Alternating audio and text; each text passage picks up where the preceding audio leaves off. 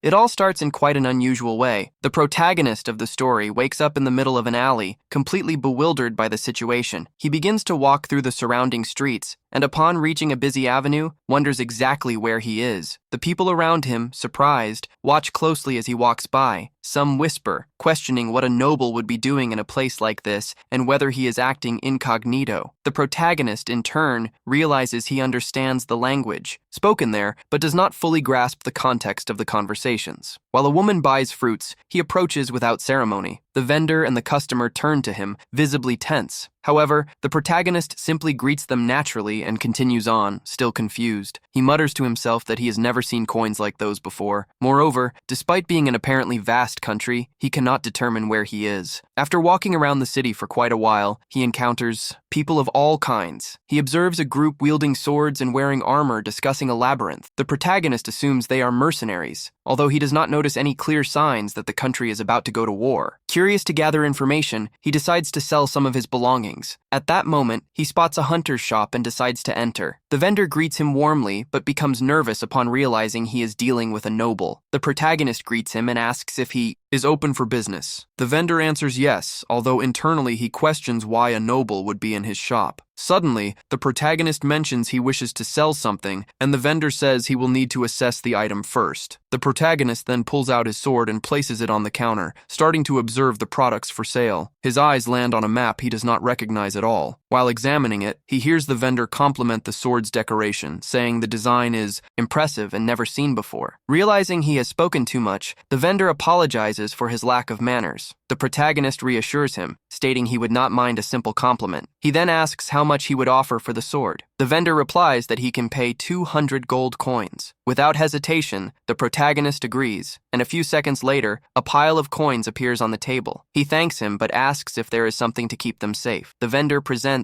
several models of coin pouches. Seizing the occasion, the protagonist also asks to buy the map hanging on the wall. The vendor agrees, but first inquires which pouch he prefers. The protagonist leaves the choice to him, which makes the man even more nervous. After selecting the accessory, the vendor explains how to store the coins. He is surprised to see it in action. Nevertheless, the vendor comments that models with special enchantments are more expensive and have fewer options available. Hearing the word magic, the protagonist wonders if it is very different from sorcery. Soon after, he is seen walking again through the streets. He observes how much the atmosphere of that place resembles the country he came from. However, this similarity also makes him feel that he does not belong there. Thinking again about gathering information, he concludes that he needs to find someone willing to help him, someone unafraid to speak their mind and possessing a minimum sense of morality, and be perceptive enough to understand what is not said directly. As he pondered this, a man interrupted him. The protagonist asked what he wanted. The dark-haired man merely warned him to avoid that alley. The protagonist thanked him, but when the man turned to leave, he threw a coin in his direction.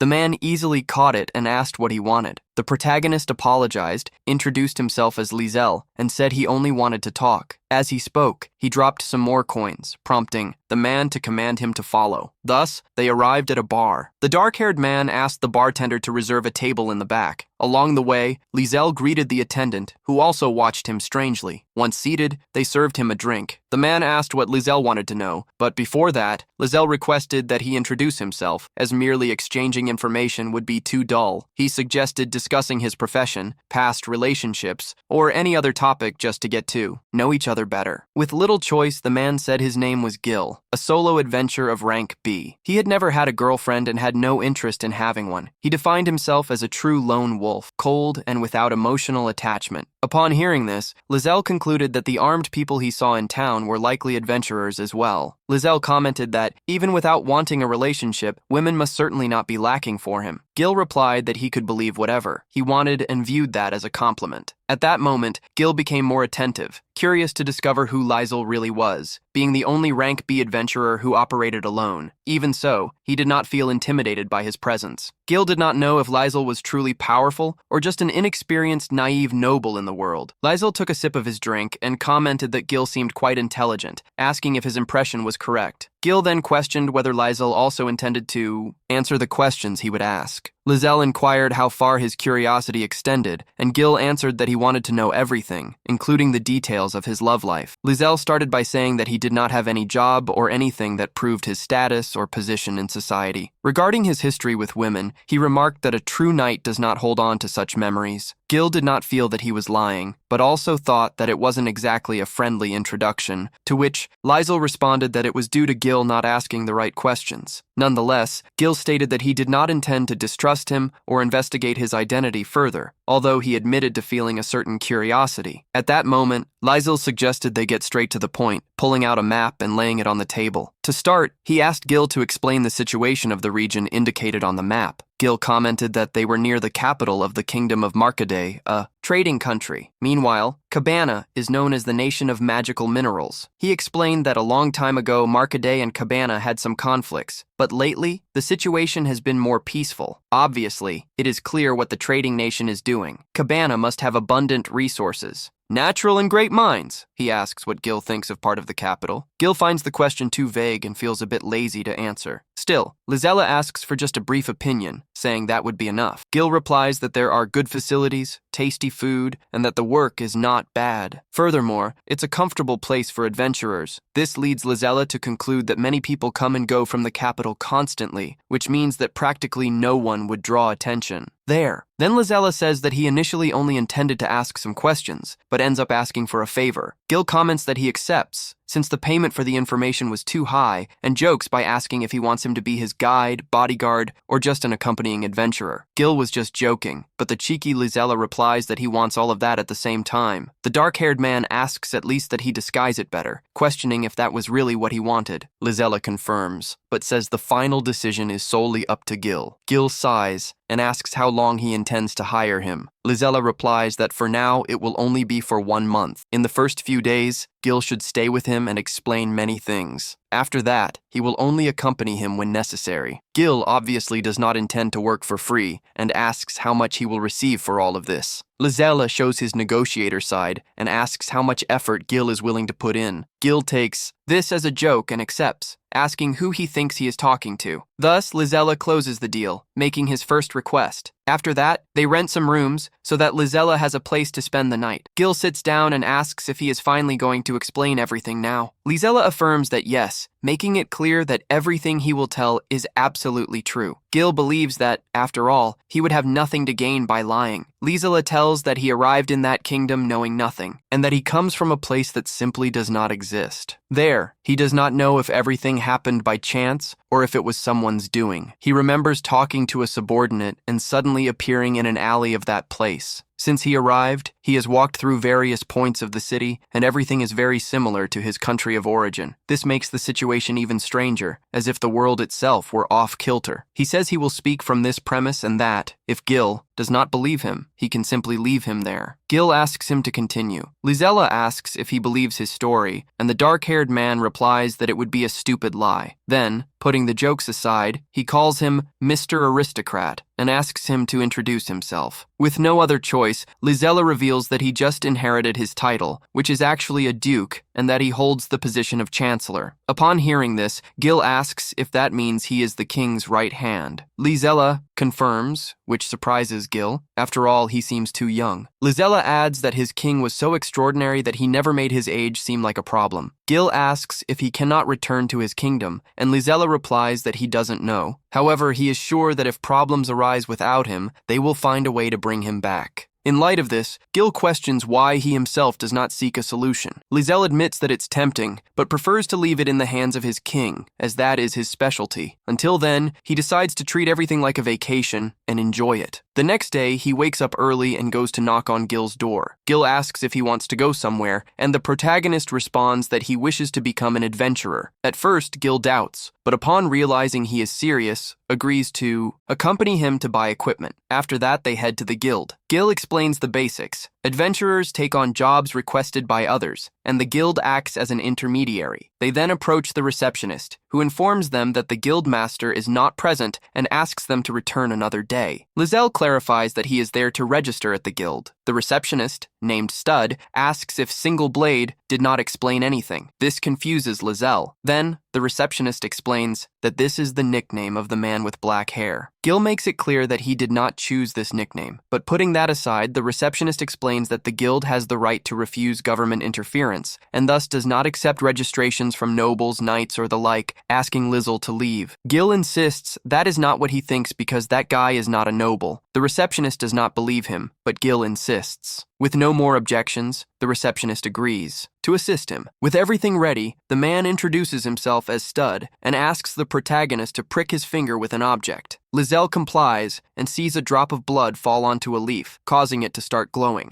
After this, he thinks about licking his finger, but Gil immediately stops him and scolds him for being so careless. With everything completed, Studley hands him the guild wallet and then picks up some books to explain how job requests work. He mentions that the guild provides encyclopedias with information about monsters and plants that can be requested on missions. If questions arise, they can be consulted or asked directly at the reception. Lizelle asks if these encyclopedias are for sale. Studley replies that no, but they can be consulted for free. Additionally, he warns that it is strictly forbidden to remove any book from the guild building. With that said, he takes a small piece of paper and draws a map indicating a bookstore that sells all kinds and specialties of books. Liesel thanks him and as a gesture of gratitude pets his head before saying goodbye. Everyone in the guild is shocked, asking if he really just petted the head of the absolute zero. Stud touches his own head, confused, wondering what just happened. 3 days later, we see Lizelle reading peacefully. At that moment, Gil knocks on the door and enters the room. Lizelle greets him and asks how it went with what he had requested. The man with black hair replies that everything went well, and questions whether Lizelle does not tire of reading so much. Gil then picks up a book and reads the first paragraph he finds. Lizelle continues the narrative from memory, making it clear that he has read all those books, and asks if he enjoyed the reading. Gil comments that it sounded more like a bunch of nonsense to him. After that, they close the books. Liesel observes that it is almost lunchtime. Then he suggests they go eat and after that head to the guild. Gil asks if he's finally planning to accept a job, and Liesel confirms. Upon arriving, Liesel greets Stud, who obviously remembers him. After all, how could he forget the noble who patted him on the head? Lizelle sits down and states that he's back to hear the rest of the explanations on how to accept quests. At that moment, another adventurer loudly comments, looking strangely at Gil, saying that the unique sword has really declined, as he wanted to see who had joined the famous adventurer and ended up finding just a delicate-looking young noble. Both Gil and Liesel ignore him, while Stud hands Liesel a list of the guild's rules. The adventurer continues to complain to Gil, saying that he declined his invitation to join a rookie, questioning what he has in his head. Gil merely glares at him with disdain and asks who he thinks he is. This obviously irritates the adventurer. Gil makes it clear that he shouldn't be talking to him, as they don't know each other and are not friends. In light of this, the adventurer makes an indecent remark, insinuating whether Lizelle was worth it. Coldly, Gil replies that at least Lizelle is better than him. Stud and Lizelle hear this. Lizelle comments that Gil's contract was for a month, but that perhaps it would be better to wrap things up right there. Stud then calls the adventurer indecent. Still, for Lizelle, it's a problem to speak ill of Gil. The adventurer asks what was said. Lizelle stands up from his chair, faces him directly, and clarifies that he and Gil teamed up because they made an agreement. The adventurer calls him arrogant for having bought the unique sword, and now thinking he's important. Lizelle questions whether he truly believes Gil would sell himself for a few coins. If that's the case, he challenges him to pay more than he did at that moment, though he doubts he could convince him. This infuriates the adventurer, who boasts that he is also a rank B adventurer, just like Gil. Upon hearing this, Lizelle congratulates him. The adventurer starts laughing, thinking he has won the argument. However, Lizelle feels deeply troubled by the fact that someone of that ilk dares to compare themselves to something that, for him, belongs to Gil. This causes the adventurer to lose control, draw his sword, and curse at him. He immediately lunges to attack, but Stud stands up and Gil steps in front, blocking the strike and breaking the opponent's sword in half. The adventurer is left with his mouth agape. Then, Gil spins and delivers a powerful kick, sending him crashing against the wall. At that moment, Lizelle looks at Stud and realizes he's about to use magic. Grabbing his wrist, Lizelle stops him, reminding him that guild staff cannot get involved in fights between adventurers. Stud cancels the magic and explains that he can only intervene if called upon as an arbitrator, but that it is not prohibited. Lizelle understands and says he was worried about possible punishment. He then hands over money to cover the repairs to the wall and asks to leave the work matter for another day, withdrawing from the guild and returning to their quarters. Gil drinks a glass of liquor and recalls how his body moved instinctively, protecting Lizelle without even thinking. He also remembers the adventurer's words about wanting to compare himself to his rank, but mainly the fact that Lysol said he belongs to him. In light of this, Gil just laughs, saying it's not like he's his knight. On a new day, we see everyone having breakfast. Lysol praises the good taste of the food, something Gil doesn't quite believe. Suddenly, the captain of the knights bursts into the place, asking for a man who would be posing as a noble and staying there. The owner of the place gets irritated and asks him not to accuse her, customers, of such strange things, but the captain insists and requests permission to check if the information is true. At that moment, he sees our protagonist having tea. He freezes and, mistaking him for a noble, apologizes for his rudeness. Lysol reassures him and clarifies that he is not a noble, but rather an adventurer. The captain asks her not to believe it and tells him not to lie. After this, Lyselle and Gil go for a walk in the forest, starting another day as adventurers. Our protagonist comments that he hopes to learn a lot from him. Once again, Gil asks him to stop talking that way. As if he keeps it up, he won't pass for an adventurer. Liesel understands and then asks him to teach him many things, commenting that this also doesn't suit him. Changing the subject, he points in a direction where there is a rat. Liesel is surprised both by the life in that world and by the huge size of the rat. Gil explains that it is a prairie rat, a monster. If they kill 10 that day, they will complete the mission, but since they are very fast, caution will be needed. Our protagonist doesn't even catch that last part, and, invoking a magical weapon, takes care of the rat. Gil asks if he can't go a single minute without scaring people. Lizelle apologizes and asks if he got scared. Gil responds that anyone would be surprised if something like that suddenly appeared and fired. Lizelle asks if guns in that world shoot lead bullets. Gil confirms and mentions that they are very difficult to use. In that case, Liesel comments that his is different while putting the gun to his own head. Gil quickly puts his hand up, but no damage occurs when the shot happens. Liesel explains that the bullets from that gun are not lead, but magical. He demonstrates this by defeating 2 more rats, and so they continue with the mission. At the end, they return to the guild and choose another mission. They see one that consists of collecting items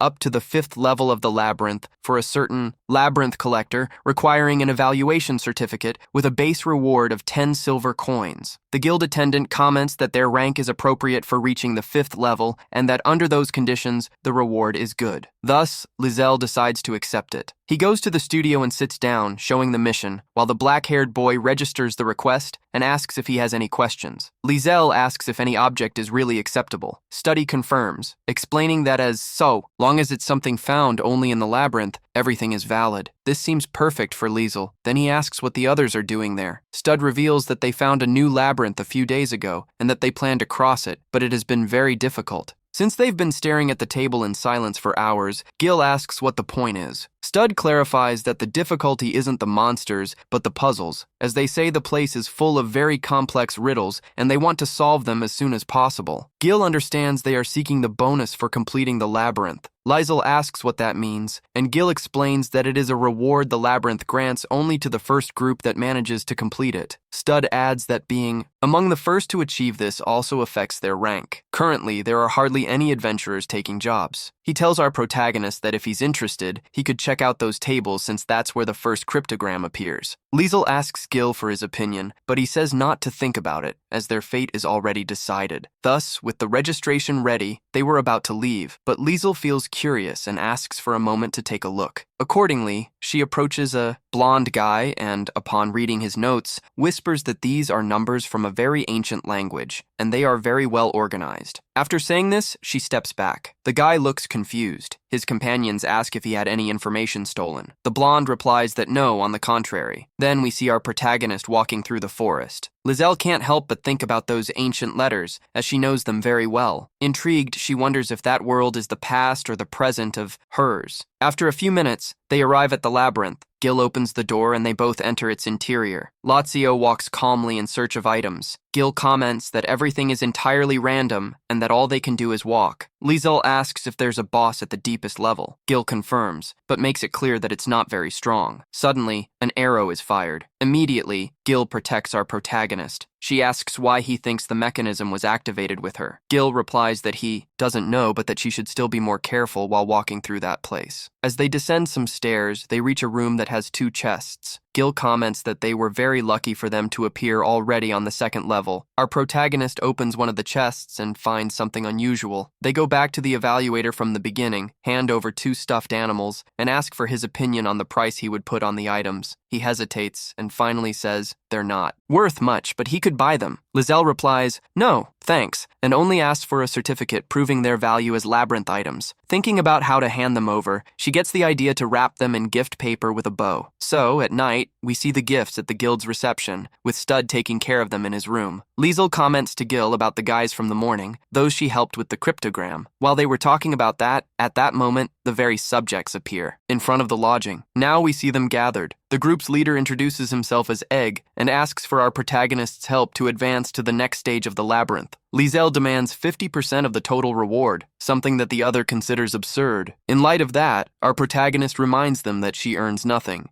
If only to help them, he makes it clear that if they want, he himself can go to the labyrinth the next day. Upon hearing this, Ain gets nervous and ends up agreeing to pay half the amount the next day. While our protagonist was sleeping, Ain and his group enter his room with Gil's permission. Liesel asks for the note and after reading everything, asks him to come closer. Still almost asleep, he explains what needs to be done. The blonde young man starts taking frantic notes, but the protagonist ends up falling asleep in the middle of the explanation. Later, Liesel and Gil meet at the guild, observing the available jobs. Liesel realizes that until now, no one has requested bodyguards. Gil comments not to even bother, as you need to be rank C to accept this type of mission. At that moment, Study appears asking for a moment with our protagonist and explains that the person who requested the job the other day came to the guild and wants to meet him, as he was so satisfied with what he received that he wants to thank him personally. Thus, our protagonists accompany him and wait in a private room. Suddenly, a well-dressed blonde man enters the room. Seeing our protagonist, he thinks there must have been a mistake, but Study corrects him. Our protagonist greets him and introduces himself as the person who accepted his request. The man is surprised, saying he has never seen an adventurer like him before. He invites him to sit down and introduces himself as Ray, a Viscount, and commander of the military police. Getting straight to the point, he tells our protagonist that he is deeply grateful for giving him the opportunity to see such well-wrapped objects. After having some tea, he leaves a gold coin on the table and asks him to accept it as payment for the thrill he felt. Liesel also drinks the tea, and placing the cup on the coin, says that he accepts the extra payment. Ray observes this, and standing up extends his hand, saying that he would like them to get along. Liesel thanks him, but comments that it's too much for a rank F adventurer. Ray clarifies that he's not referring to that. Touching his own chest, he says he simply wants to be his friend on a personal level. In response, Liesel agrees. We then notice that the blonde man reveals a strange expression. He tells our protagonist that he would like to invite him to his house someday, to show him his collection. Without further ado, he bids farewell. Alone, Liesel comments to Gil that with that, it seems,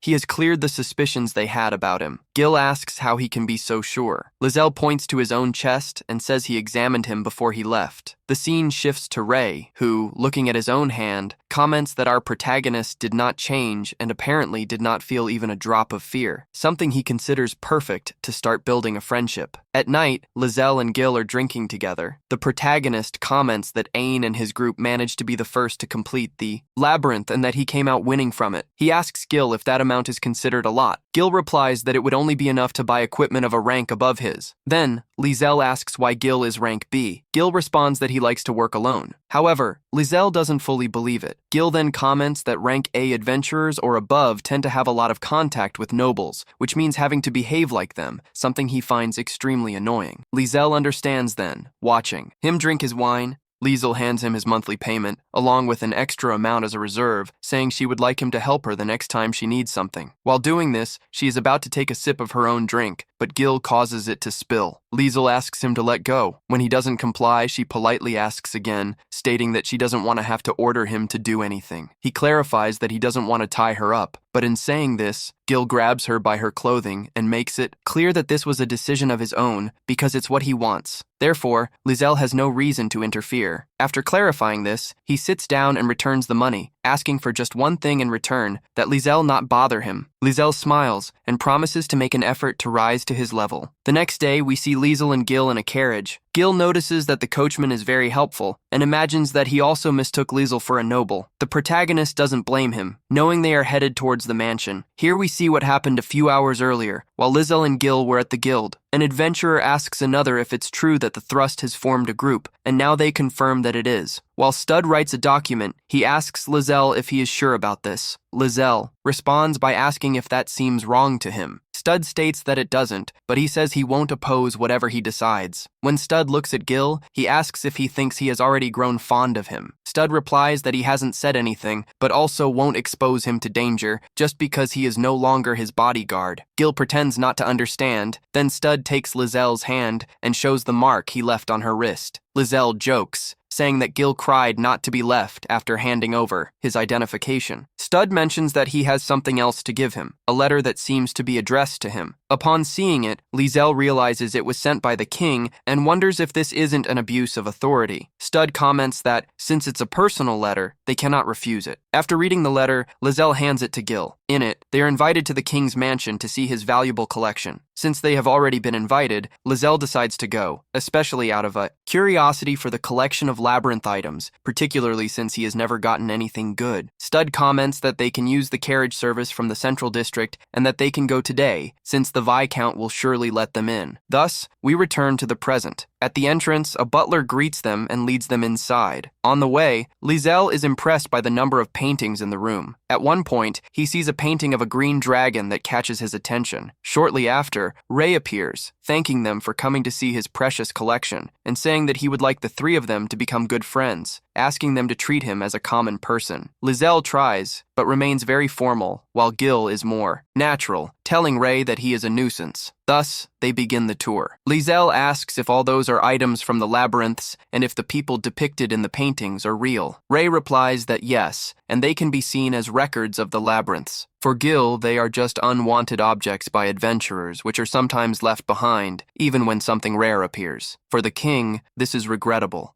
For some are worth more than many jewels. There are also paintings that are highly valued for depicting what is now considered a master, a mystery of a labyrinth, or even Liesel and Gil showing that he dedicated a painting to them. Liesel comments on how good Gil looks in the portrait. The young man with black hair asks him to be quiet. Then Ray comments that it cost him a fortune. Liesel moves closer to better appreciate the painting and remarks that strong adventurers seem to be very popular. Ray agrees, saying that strength is important, but not as much as good looks, since even ladies compete at auctions. Embarrassed, Gil asks him to stop it once and for all. Liesel thanks them for not valuing character, as otherwise no one would appreciate Gil. He then wonders if there will ever be a painting of him, although this also scares him a little at the thought that it might end up in the hands of a stranger. Ray assures him that if one ever exists, he will pay whatever it takes to obtain it. Saying this, Ray hands him a letter. Liesel asks why, and the blonde replies that it is a talisman for when they visit Marquette. Liesel hesitates to accept, as he doesn't believe an adventurer of his level will have this opportunity. Ray assures him that this moment will come, thus Liesel accepts the gift. Putting that aside, they go to see the rest of the collection. On a new day, we see the protagonist walking through the city. People greet him politely, calling him Noble Sir. At first, Liesel clarifies that he is not, but eventually grows tired of denying it and begins to accept it. Next, he arrives at the appraiser's shop, where he is congratulated for having formed a group, and Liesel thanks him. Then, changing the subject, he takes out an artifact and asks for it to be appraised. The brown-haired man examines it and says it is an infallible hourglass, an artifact that is not affected by the position in which it is placed. Liesel laments not being able to get typical adventurer items. For George, that is not a problem, as he finds it wonderful to see new artifacts. Liesel, with his usual confidence, pets his head while praising him. While looking at other objects, he mentions that a few days ago,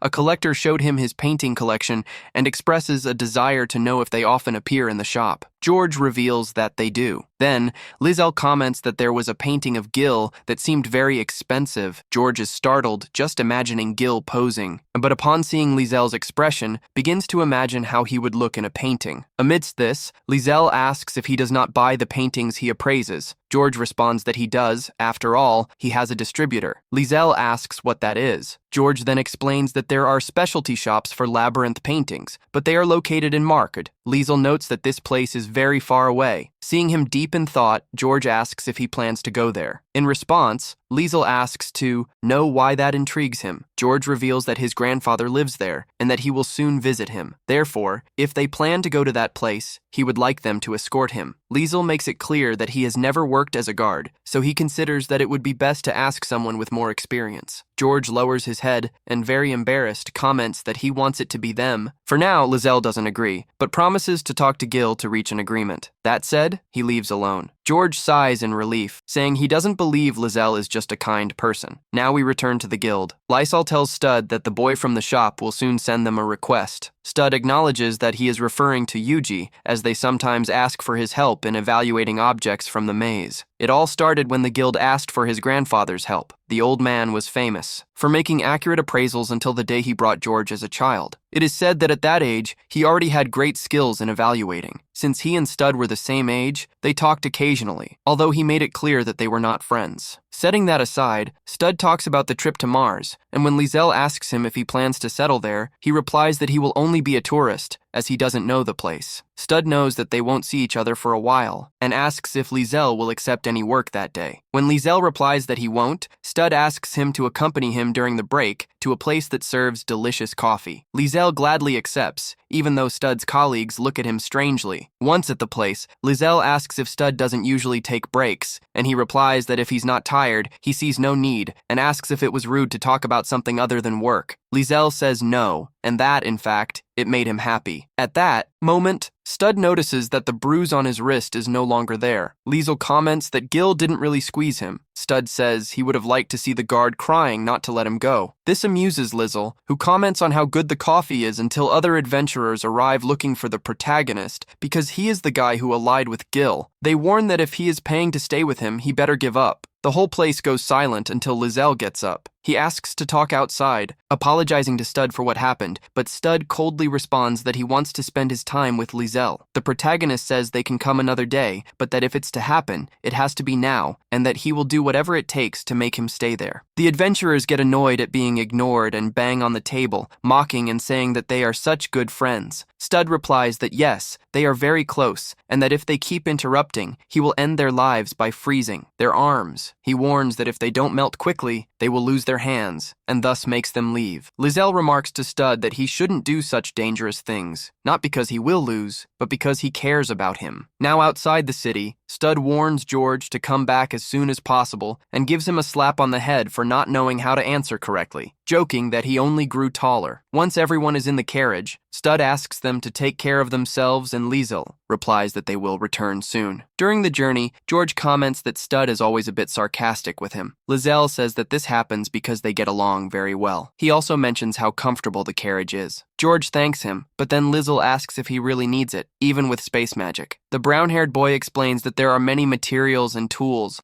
who reject all kinds of magic. Liesel shows interest upon hearing this and asks him to show him some of those items another day. Enjoying the breeze, Liesel comments on how relaxing it is. Gil says that this is not good at all and, yawning, mentions that it doesn't sharpen the senses. Liesel asks if he is talking about sensing presences, that thing he always mentions, but which he cannot feel. Gil replies that it comes with practice. To achieve this, he would have to spend time in a place where, if he didn't feel anything, he would die. At that moment, Gil notices a small door in the ceiling and asks George if he can open it. George replies that he just needs to push. Therefore, Gil orders him to keep leading and not be frightened. George doesn't understand what he is referring to, but at that moment, a group of green hyenas appears. George becomes a bit tense, but Liesel reassures him, promising that they will take care of it. Thus, he attempts to go through the ceiling, or rather, he tries since he cannot climb, and then he asks Gil for help. Gil reaches out his hand, Liesel grabs it, and manages to climb up. Once on the ceiling, Liesel asks George if the horses aren't scared by loud noises. The young man replies that they are not. In that case, Liesel can't help himself and, drawing his magic weapon, fires with a precision that instantly eliminates all the hyenas. Without further ado, he thinks about going back inside, but upon noticing the height, he becomes nervous. Gil teases him, asking if he has now become a defenseless maiden. George, in turn, wonders if what he saw earlier was really a firearm, imagining the protagonist with one and assuming that it would indeed cost a fortune. But anyway, if you've made it this far, comment the word weapon, so I know you reached the end.